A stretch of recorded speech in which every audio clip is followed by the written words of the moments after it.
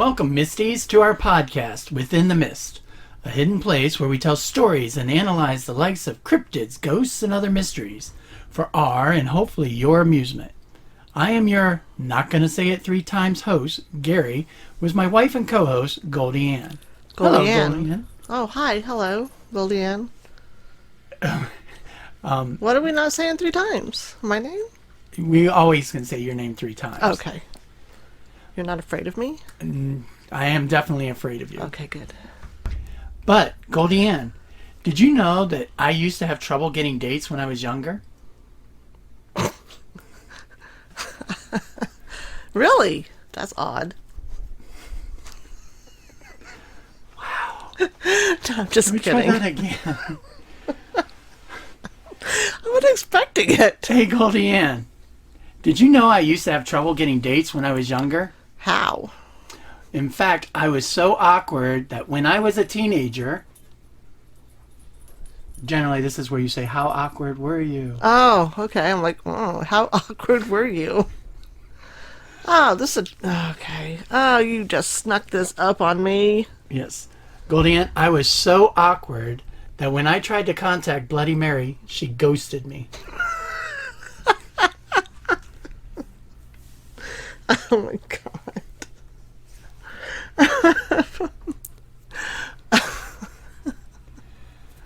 God, All right, now we can get into the housekeeping.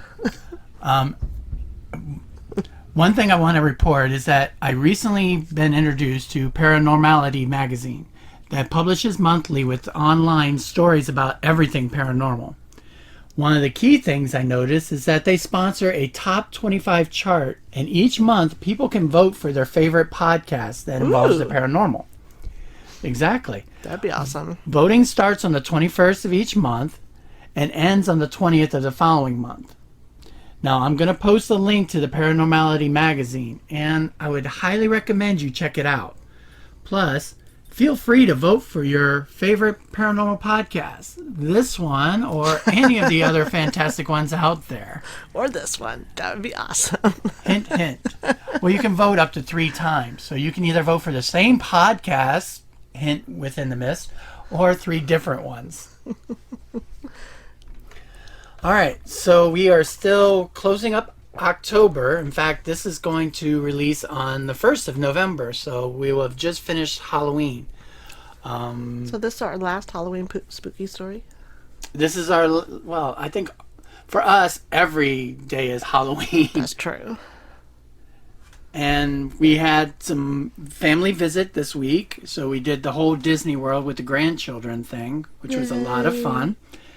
And we did a cornfield maze. That was fun. That was great. And in fact, I guess the season worked out really well this year because the corn was very high, so you really felt like you were in a maze. But obviously, we made our way out. Yes, made our way out of the mist. I mean, the maze. Out of the corn maze.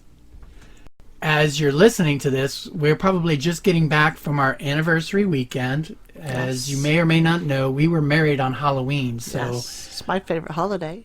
It's always a trip that we go someplace special to celebrate. So most of the time it's someplace spooky. He lets me pick a haunted hotel, and we go and stay in the haunted hotel in the haunted bedrooms. Haunted bed and breakfasts. And we stay in the haunted bedrooms. This year we could not do that because COVID last year canceled everything, so this year everything booked up before we could get to it. Really fast. So I know for next year I'm going to have to probably book, probably now as we're speaking about this. So we'll see how it goes. Yes. Hopefully Salem. Keep your fingers crossed for Salem then. Yes. Now today's episode contains ghost stories and curses that some members of our audience might find a bit unsettling. So be forewarned. We are storytellers who have gathered information on some of our favorite mysteries to bring to you. We don't attempt to scare our listeners on purpose. Well, maybe a little. Listener discretion is always advised. Now, let's take a walk within the mist. Have you ever found yourself standing in a dark bathroom with a single candle for illumination? You stare into the mirror and chant her name 3 times. An angry image of a woman with blood for tears is then said to appear. This legend of a ghost or supernatural being is conjured to reveal your future. Versions may be helpful, while others may be demonic, depending on the variation of the story. But who or what is she? Today, we discuss the woman and the spirit that has frightened so many, Bloody Mary. Yes. I'm so excited for this episode. Love it. Sorry. Well, what I would like to do to begin with is, much like a police lineup, I have 4 suspects who might be the origin of Mary. Okay. So let's go ahead and meet these 4 contestants. Okay. Chapter 1, The Bloody Queen. There are just so many stories about the woman in the mirror, but there are just as many regarding the origin of the actual Mary and why she is cursed with such an existence. The origin of the Bloody Mary story may lie in the history of Queen Mary I, the first Queen Regent of England. Her history is full of tragedy and misery to support her being the actual Mary. Since her teen years, the princess had always been beset with terrible menstrual pains and irregularity in her cycles, which would later attribute to her eventual physical and psychological stress. She was also known to suffer from frequent periods of deep melancholy and depression, which would stay with her throughout her relatively short life. Now, during her youth, she was ignored, declared unable to attain the throne, and even had her religion forcibly changed on her. At one point, she was even forbidden to visit her mother, and her life was in a constant state of danger in the royal intrigue. However, Mary persevered, and she eventually ascended to the throne in 1553 at the age of 37. Despite all of the odds and medical afflictions stacked against her, she was England's first queen to rule on her own without a king. I don't need no king. She promptly married Philip of Spain in the hopes of conceiving an heir. And it was here where the origin of Bloody Mary legend really begins to take shape. Mary was ready to lavish all of her frustrated emotions on Philip after growing up starved for love and forever seeking approval of her father. Philip, however, did not feel the same, and he had no romantic desires for her. He was 10 years younger than his bride. However, 2 months after their marriage, Mary was with child, her greatest wish come true. Despite showing the usual signs of pregnancy, including the swelling of the breasts and an ever-growing abdomen, the public remained suspicious of the Queen's recent good fortune. There were rumors of a false pregnancy that were beginning to spread before long. In those days, doctors did not perform OB/GYN examinations on a sitting monarch.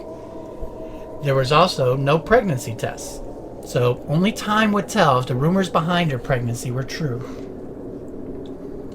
Mary had a due date of May 9th.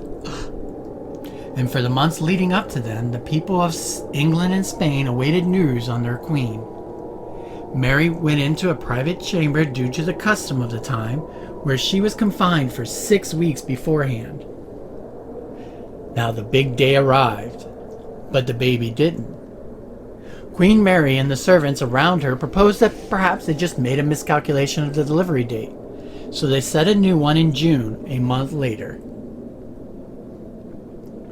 Rumors spread like wildfire across the country. Some claimed that their queen had delivered a boy, and others reported that she had died in childbirth, or that her swollen midsection was actually symptomatic of a tumor rather than a pregnancy. The fact regarding Mary's pregnancy, however, was that around late May, her belly began to shrink. Unable to explain or understand what was happening to her body, she continued to wait as those around her slowly lost hope.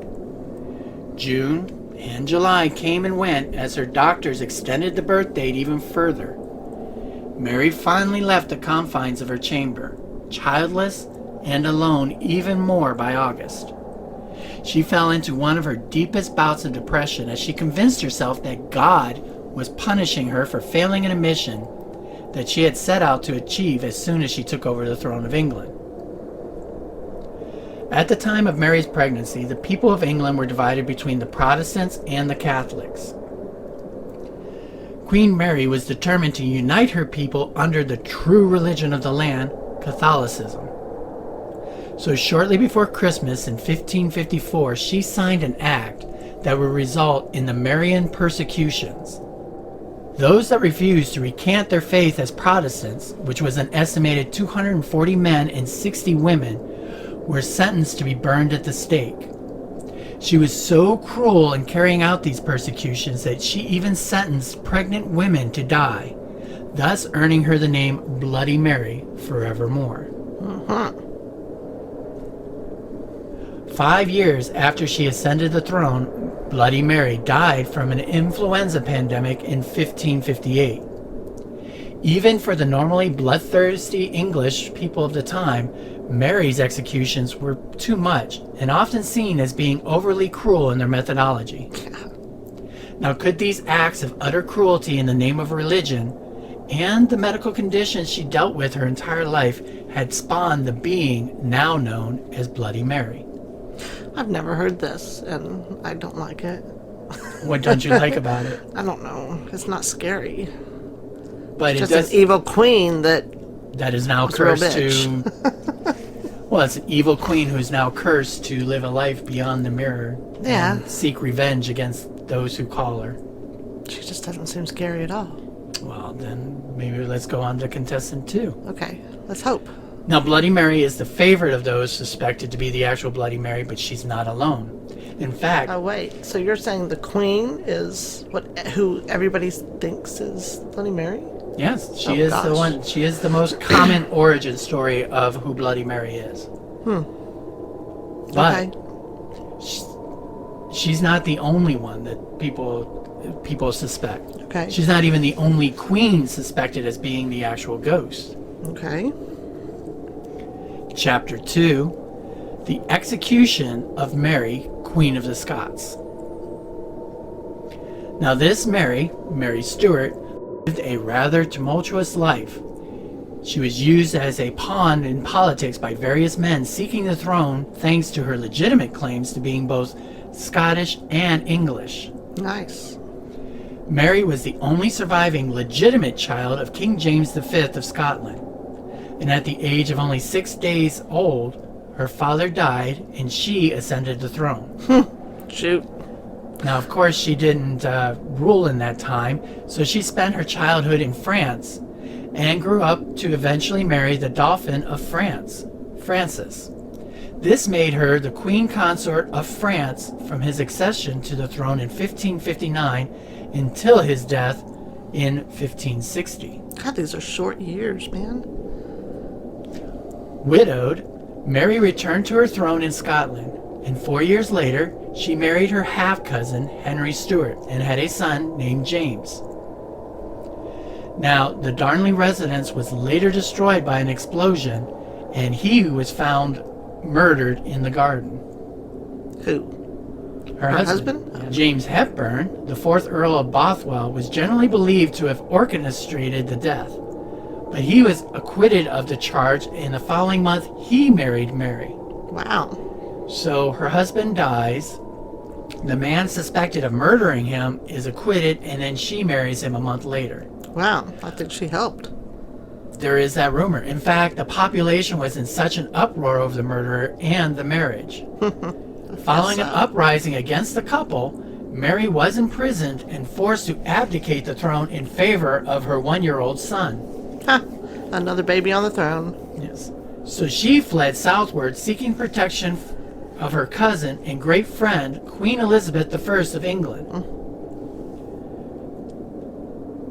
However, she wasn't exactly the best friend that she could have been. Being a relative to the English throne, she had a claim on the throne herself. Right. So she had an unsuccessful attempt to regain the throne herself. So Mary tried to take the throne from Elizabeth? Yes. Wow. And many considered her the legitimate ruler of England by many of the English Catholics. Oh dear. Now this spoiled any chance of hospitality by Queen Elizabeth. So Mary was pretty much imprisoned for 18 years by Elizabeth. Wow. Well, this wasn't in a dungeon. She was kind of just like in house arrest. Okay. Just as bad. Yes. But eventually, Mary was accused of being part of a plot to overthrow Elizabeth, and therefore Elizabeth had her executed. It gets worse. Such friends. It gets worse. Okay. The execution would not go as planned. Despite attending her own execution with a dignified grace and even a cheerful manner, the executioner made a mess of things and didn't grant Mary any kind of a merciful or dignified death. Oh no. Yeah. Was the blade dull? She was sentenced to have her head chopped off, and the first axe blow struck her in the back of the head, missing the neck entirely. The crowd gasped as the executioner pulled the axe out of the back of her head and quickly attempted to rectify his mistake. But then the second swing failed to completely decapitate Mary. With blood gushing everywhere, the executioner was forced to saw away at the sinews that kept the head attached to the neck. And eventually Mary bled to death. What the hell? The tragedy and manner of her execution has led many to believe that she may be the actual Bloody Mary. Wow. I still don't see any connection, but that was a horrible story. Well, that's the second of them. None of these have anything to do with the mirror. What? Give me something that has to do with the mirror. Well, I may not be able to connect the mirror to you in this next story, but the next suspect truly embraces the bloody aspect of the legend of Bloody Mary. Wait, the other one wasn't bloody enough? Okay. Chapter 3, The Blood Countess. Elizabeth Bathory is considered to be many the greatest serial killer in history. Yes. I don't love her, but yes. Okay, I'm just going to say that. Okay. Now, so then you know that she is known as the Blood Countess. Elizabeth Bathory invited young peasant girls to her castle under the guise of caring for them on a routine basis. The peasant families would gladly send their daughters away with hopes for a better life for them, and it was believed that they would have learned more as servants for nobility rather than be forced to live a life of back-breaking farm labor. The truth, however, was that none of those girls would live for long. Bathory's cruelty knew no bounds, and she routinely tortured the young girls she took in. She visited countless horrors on her victims and was fond of taking baths in the blood of the young girls, believing that the act would rejuvenate her and reverse aging. Many of her actions would later be incorporated into the mythology of vampires and Dracula. Eventually, she killed all of the young girls in the nearby villages, forcing her to look for victims further away. It is not known how many girls Bathory killed, but it is estimated to be in the hundreds. Her story quickly became part of the national folklore, and her infamy persists to this day. Though not named Mary as in the previous suspects, her actions towards young girls and the manner of the blood involved do support her possibly being the truly Bloody Mary. I'm a little bit more on this one. So you're leaning towards her being the... Yeah. I don't know, I wouldn't say that I'm leaning towards her to be Bloody Mary. I'm just enjoying that story more. Ah, okay. Well, she is a little bit more on the supernatural side with what she did. See, it's just kind of, I don't know. I'm having hard troubles grasping this, but I guess we'll do that at the end. Mm-hmm. Yeah. You know, because it's like, I don't know, I just always saw Bloody Mary as not being anything real or ever being someone real. Ah. So. Well, then let's bring in suspect number 4. Okay. Now, the fourth and final contestant to the title of being Bloody Mary is a more modern and less regal version because this one was actually accused of being a witch. Chapter 4, Witch of the Woods. Okay. Named Mary Worth, the origin of this Mary begins in an extremely small cabin in the forest where she was known for selling tinctures and herbal remedies. The locals were very wary of her and didn't want to get too close, fearful that she'd curse them or their animals, and that those that chose to use her remedies were sometimes even shunned by the very religious for partaking in Wicca. However, very soon, young girls began to vanish without a trace. The frantic families and people in the village looked everywhere that they could think of, with no success. They just could not think of where she would be. A few of the braver folk even ventured toward Mary Worth's cabin in search of the girls there. The families were suspicious, although the witch denied all knowledge of the girls' disappearance. The village did discover one strange change in the life of their town. Mary Worth was usually elderly and haggard in appearance. Her age prevented her from spending much time in the village. Now, however, her appearance and attitude had drastically changed, and she was starting to appear more feminine and youthful. She was even much more flirtatious with the men of the town. Feel a little hocus pocus going on here. Mm-hmm. Think somebody copyrighted something. It was not until one night that the people could do anything. The poor miller's daughter was captivated by a mysterious voice that only she could hear, whilst her mother was sitting up in bed treating a very bad toothache. She was using an herbal medicine that she had bought from Mary Worth just earlier that day with her daughter. The daughter promptly ignored her mother and soon walked out of the house as though she was in a trance. The miller's wife was very frightened and shouted for her husband to come and help. They went to follow the girl in the evening air, shouting for her to come back, but to no avail, as it was almost as though she was following an unspoken and unseen force. Yes, now you can see where Hocus Pocus got that part of the story. I was going to say, is there a cat named Binks in this? Not in this story. Getting the help of a few townsfolk along the way, the town farmer noticed that there was a light at the edge of the woods. They noticed that Mary Worth was standing in a clearing as she got closer next to a huge oak tree. The witch was distracted as she held a wand, pointing it towards a clearing next to her cottage. The wand was glowing unnaturally, and the miller's daughter was headed straight towards that light.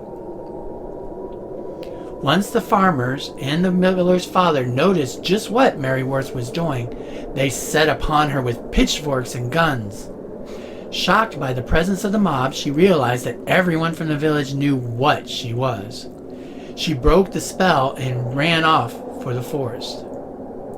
Even with her newly restored youth, she just wasn't quick enough for the farmer. Quickly loading his gun with silver bullets, he fired a shot and caught her in the hip. She was trapped, kicking, thrashing, and screaming and tied to a stake.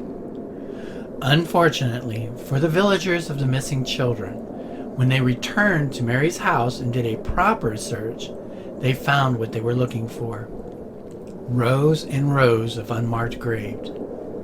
It seemed that she had been using the blood of their children to make herself more useful.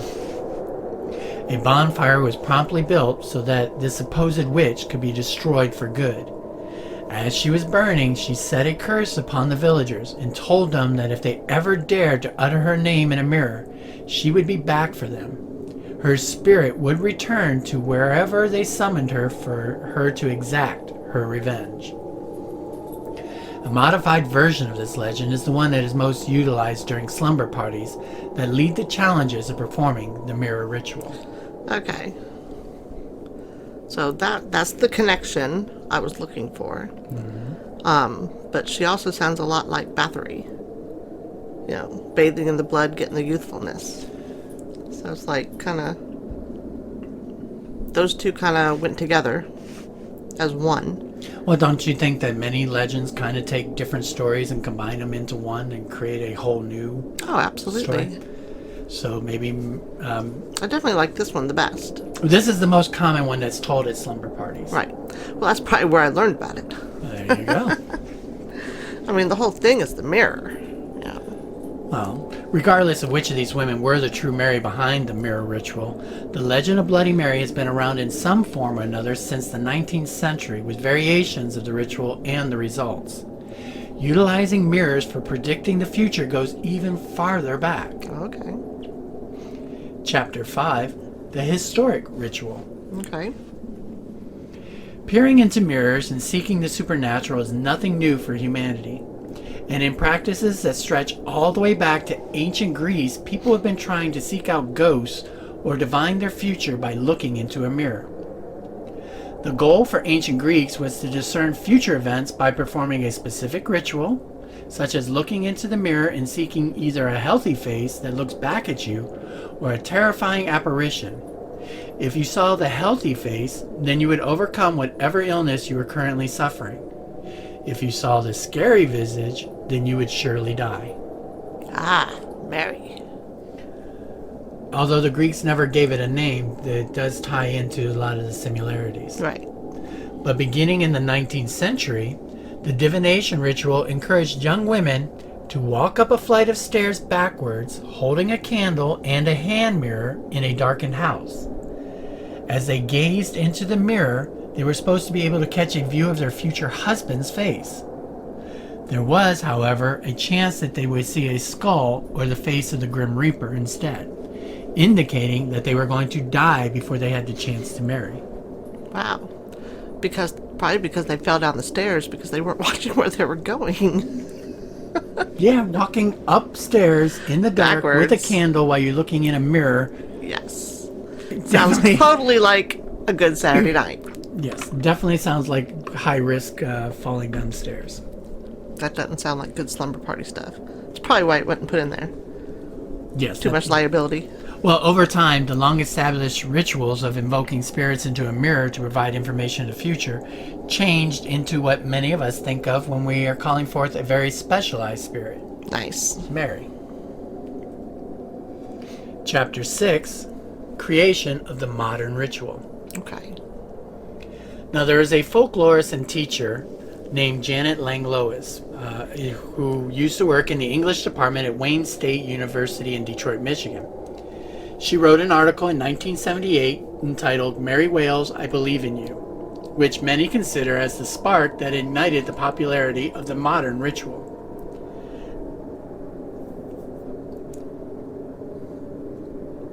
Mary Wales is just one of the many name variations that have occurred over the years. In her research, she interviewed many young girls, including Agia, a 12-year-old, who told her that several of her friends at her elementary school in Indianapolis would regularly call a spirit back in a mirror in the girls' bathroom during recess and lunch breaks, and that the spirit they called back was a young woman they called Mary Wales, who had been killed while hitchhiking on a major street near the school. See, this is more like what I talk about from being a kid. Exactly, and that's what Lang had wrote about. And then she focused on the relationship between the origin stories that the students talked about and their own personal experiences of calling her out. She made a case that, as Mary Wales, the hitchhiker, was killed by a truck, moved from a passive person to become an active, although malevolent entity when called into the mirror. So the students moved from a passive position of and then into a more active one by calling her out. It became a rite of passage in growing up and asserting their place into adulthood against their social peers. Okay. The internet and other writers have taken this essay, and much of the information is expanded into the modern ritual most people are familiar with today. Okay. So, I'm going to go over what the ritual is in common, although there are very many variations. Should I go get a mirror? We're going to pass for that because I kind of want to publish this episode. No fun. I'm never any fun. All right. So, the mirror ritual. Many of the stories of performing the mirror ritual today go much like this. You know, you can see your reflection in that computer screen.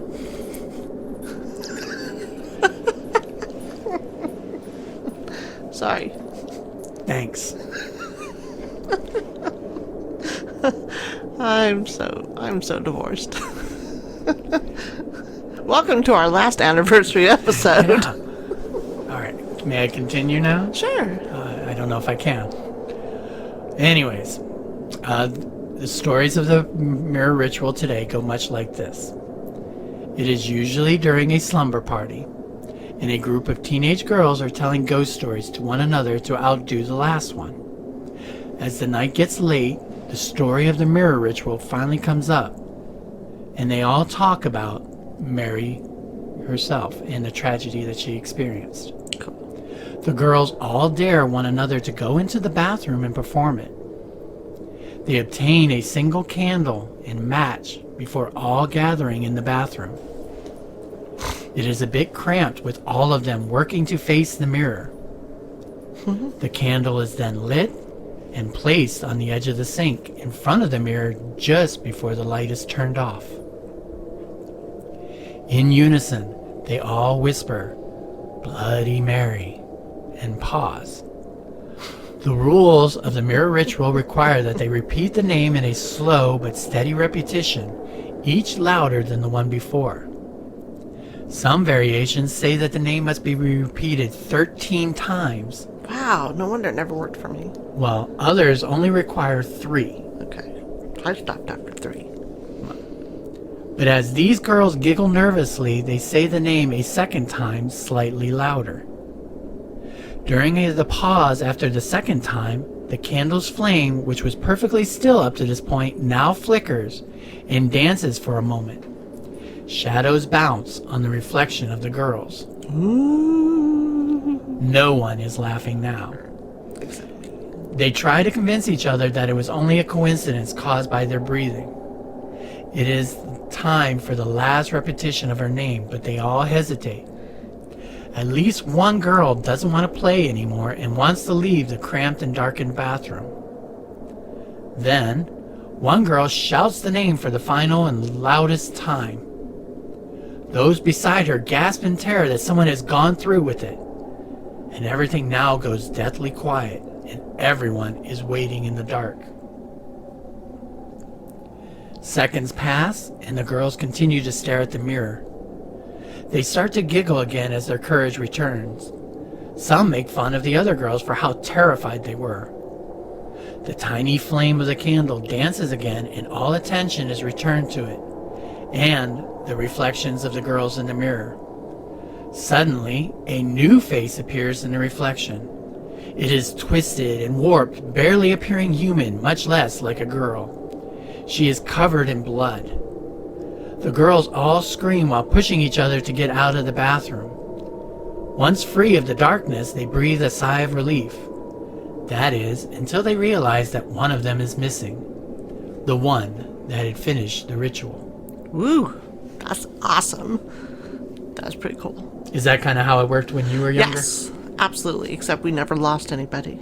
Well, there's always stories going about that, oh, I heard about someone who did it, and one of their cousins got lost and got sucked into the mirror. Yeah. I don't know. Is this time for storytelling? Sure. Okay. Let's hear your version of it. No, it's no version. It's just a really great story. So, me and my daughter, my oldest daughter, we loved to go to Halloween Horror Nights. And our very first Halloween Horror Nights ever was in 2008. And it was the Bloody Mary year. She was scared to death. I was kind of scared because I didn't know what to expect. But she was scared to death. So we were walking through one of the scare zones. That's where all the, people are dressed up and they try to scare you as you're walking through the parks. And this little trick-or-treater, it was just a little trick-or-treating 1950s type plastic mask scare zone. And this girl comes up and asked my daughter for some candy. And, my daughter kind of laughed her off and said, I don't have any. And so she opened a compact mirror really quick, put it at her face and went, Bloody Mary, Bloody Mary, Bloody Mary, and ran away. I thought my daughter was going to die right then and there. It was so funny. Funny for you. It was so funny. Yes, funny for you, lots of therapy for your daughter. Oh, yeah. Well, she was like 14 at the time. And that's generally the age that a lot of girls do try out the mirror ritual. So it was great. But what do you do when you do call in Bloody Mary? How do you dispel her? Well, Same exact... Well, I thought you asked me a question. no, go ahead. I was going to say same exact way that you just said. That was me and my friends in the bathroom. But how do you get rid of her once you've called her? Oh, we've never got that far. Well, according to most She legends... might still be following me. She might be. Because according to most legends, there's no guaranteed methods to dispel the spirit of Bloody Mary once she's been invoked. Some of the suggested methods include drawing a cross on the mirror with soap, the burning of sage, which is always the go-to technique for vanquishing spirits in the home, flicking vinegar in the four corners of the room, getting rid of the mirror because she's always going to remain in it, looking for her opportunity to snatch you. This is why you don't buy mirrors at garage sales. They could be haunted. Well, also, you need to never break the mirror or she can escape. Now, I mentioned that there are some variations. There have been some stories and beliefs that Mary exists in more than just mirrors. She can exist in any reflective surface, such as my computer screen, as my lovely wife pointed out, and can be invoked by saying her name by something as simple as a pool of water or polished metal. That's believable. Also, the number of times required usually varies between 3 to 13. I've never gone past 3. Might try that tonight. You're going to go for 13? Maybe. Some also have additional steps, like you have to prick your finger and then press 2 droplets of blood together while saying the name. Oh. Or you have to spin in a circle each time saying her name. Nah, I have vertigo. That wouldn't work either. Her appearance also can have various results. In some variations, she will answer one question about your future. At other times, if you are standing within arm's reach, she will lunge out and scratch out your eyes. That's the one from Halloween Horror Nights. Well, the worst case is that you'll be pulled into the mirror and will have to suffer with Mary forever in that otherworld dimension. In the case of Mary Worth, that could mean a fairy dimension reminiscent of her death being burned at the stake. Another variation that's popular, especially right now with the new movie, is the Candyman series of films. Yes. These are based on the short story The Forbidden by Clive Barker. And they tell the story of a black American man before the abolition of slavery who, after being persecuted and killed, takes on the role of a violent, vengeful, ghostly character who can be called forth by chanting the words Candyman 5 times into a mirror. So you can have a male version as well as a female version. Right. The internet is also full of actual eyewitness accounts of performing the ritual and encountering the mirror specter. Oh, I've got to check this out. Well, I did that for you. One of the very interesting ones is titled 11 Bloody Mary Challenges That Mysteriously Worked, which I will post a link of in our show notes. It has mysteriously worked? And they videoed it. Now I'm going to post a link in our show notes. It has multiple clips of people who attempt to capture the presence of Bloody Mary on video when they perform the ritual. So it's hard to know if those videos were real or fake, but they some pretty creepy examples of people and their experiences with the ghosts. Looked like people had fun with it. Exactly. Well then, since we're already speaking about it, let's talk about different theories of why do we risk being pulled into a hellish mirror dimension by invoking her name? And why are so many people convinced it works? I know. I don't know. That's just it's the unknowing. It's the wanting to be scared. It's like when you get on a roller coaster and you've got that moment of death that's so thrilling and so much fun. And then it's over and it's just the exhilaration. I mean, it's like everybody. I'm so glad you brought that up because actually that is my first theory and it actually has a name. It's called Robinson's Age. Okay. Now, psychologists have a term known as Robinson's Age. It's a period of youth in which they do scary and dangerous activities for the dopamine and serotonin. Yeah. These are adrenaline pleasure hormones that the body produces. So as kids are becoming teenagers, these hormones are more easily accessed. So there's a period in youth when they need to fulfill desires of excitement by participating in activities that are a mixture of safety but release fears and anxieties. Just like you said, roller coasters, haunted houses, and doing the mirror ritual. Right. So, And there's just that amount of fear that pulls you to the edge. And then once it's released, it's like, oh, God, I'm alive. Oh, that was so much fun. Let's do it again. and there you go. I don't think you've ever come out of the Robinson's age. I have not. All right. So that's the reason why people do the ritual. And they risk, her coming out and grabbing them. It's that possible fear aspect. Yeah. But why are mirrors involved? Did you know that during the period before there were funeral homes, many funerals were held in the family home? And these could last for multiple days. This is the origin of the living room for those who were alive in the home, apart from where they kept the recently deceased body. Right. Now, tradition during this time required that mirrors in the house be covered to prevent the corpse from seeing its reflection and having its soul be trapped in the mirror. Ooh, okay. So that is why mirrors play a key part, especially when in connections with the deceased. But why are people seeing Mary's face? Are they seeing Mary's face? Well, if you believe in the legends or one of the 4 possible potential suspects, yes. Okay. But there are also other scientific possibilities. Okay. There's one called the Hallucination Theory. And it states that by staring into a mirror in a dimly lit room with a candlelight, if you do this for a prolonged period, it can cause a person to hallucinate. Facial features may appear to melt, distort, disappear, and rotate, while other hallucinatory elements such as animal or strange faces may appear. Okay.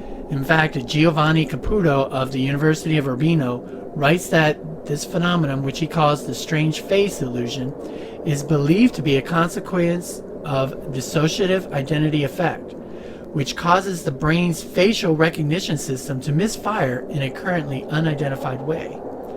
So when you stare in a dark room, your brain is trying to recognize the face in front of it.